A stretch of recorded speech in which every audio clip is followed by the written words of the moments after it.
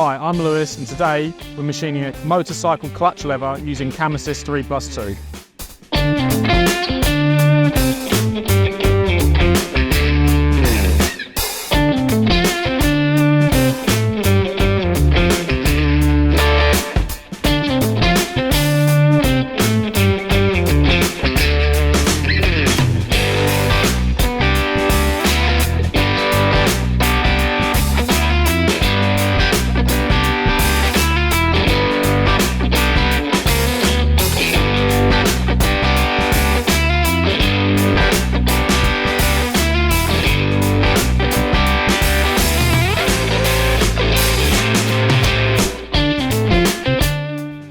So overall, I'd say Cam Assist saved me a good couple hours of programming time on this part.